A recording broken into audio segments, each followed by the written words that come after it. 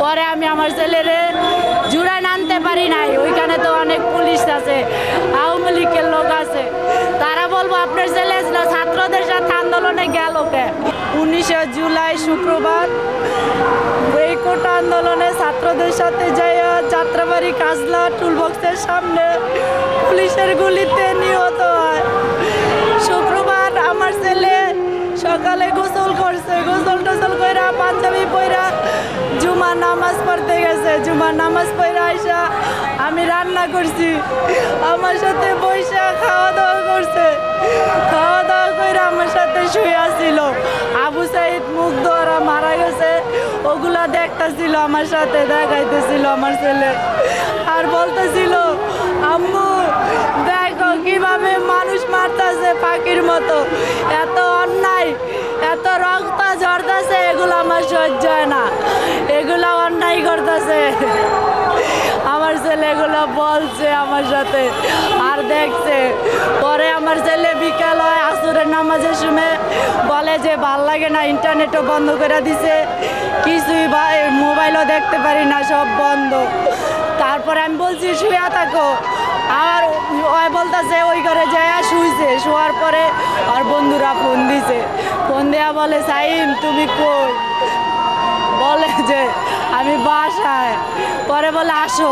পরে আমার ওর বন্ধুরা জুরাইন চেয়ারম্যান বাড়ি থাকে ওই জায়গায় গেছে, যাওয়ার পরে বন্ধুদের সাথে বলে চলো আমরা কোটা আন্দোলনে ছাত্রদের সাথে যাবো, দুঃখ দিব। পরে যাত্রাবাড়ি কাজলা ছাত্রদের সাথে যায়, যাওয়ার পরে মাগরিবের আজানের অল্প একটু আগে বলে এরকম গুলি খাইছে, ছেলেরা বললো যারা লগে আসছিল তারা।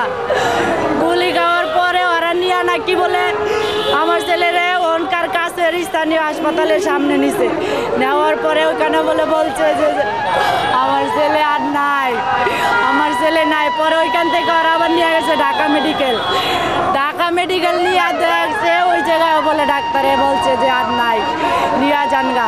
পরে আমার আসারের পরে ফোন দিছে ওর বন্ধুরা, বলতেছে আপনি কি সাইমের আম্মু? আমি বলছি হ্যাঁ।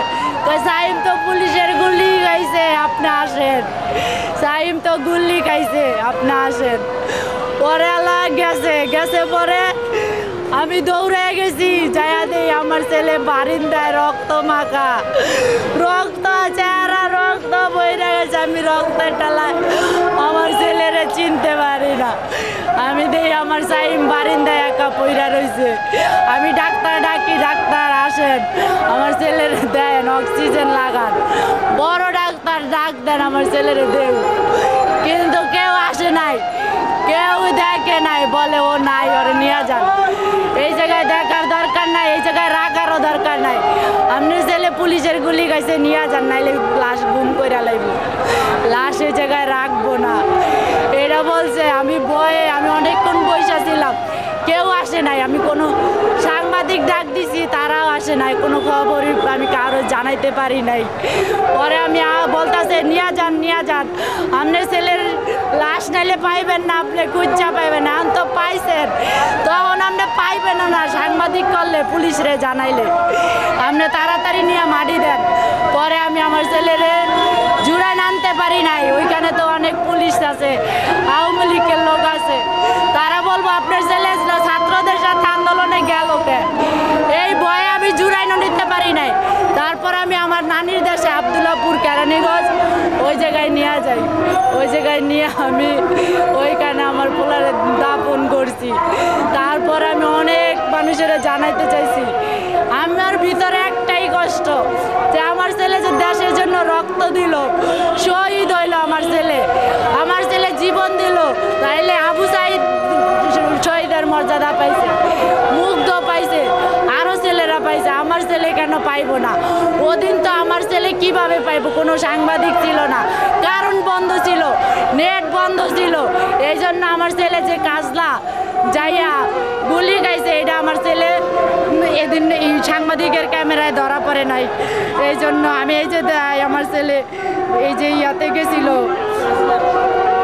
ছাত্র আন্দোলনে যে গেছে আমার ছেলে, এই যে আমার ছেলেরে নিয়ে আইতাছে ছাত্র আন্দোলনে যে গেছে, এই যে ছেলেরা এই যে আমার ছেলেরে ইয়াতে করে জালিতে করে নিয়ে আইতাছে, তা আমি এটা বলি কেউ বিশ্বাস যায় না। তারপর আমি আপনার যমুনা নিউজে আমি খবর দিছি, যমুনা নিউজে খবর দিছি, যমুনা নিউজ করছে, করার পরে তাও আমার পাশে কেউ যায় নাই, আমার পাশে কেউ দাঁড়ায় নাই, আমি কোনো একটা নিউজের ইয়া পাই নাই। পরে আমার আজকের দাবি, আমার ছেলে হত্যার বিচার চাই এখনকার সরকারের কাছে, আর আমার ছেলে যেন শহীদের মর্যাদাটা পায়। আবু সাইদের মতো, মুগ্ধর মতো, ওদের খেলা তো নেট খোলা ছিল, কারেন্ট বন্ধ করে নাই, এই জন্য সাংবাদিকদের ক্যামেরায় ধরা পড়ছে। আমার ছেলের বেলা কোনো নেটও ছিল না, কারেন্টও ছিল না, এই জন্য কেউ না ক্যামেরায় ধরা পড়ে না। এই যে কে জানি ভিডিও করছে, এইটাতে একটু ধরা পড়ছে খালি।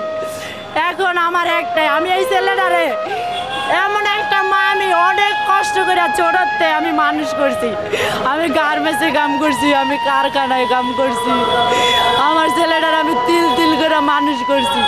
আমার এই ছেলেটা নিয়ে আমার অনেক স্বপ্ন ছিল, অনেক আশা ছিল, অনেক ভরসা ছিল।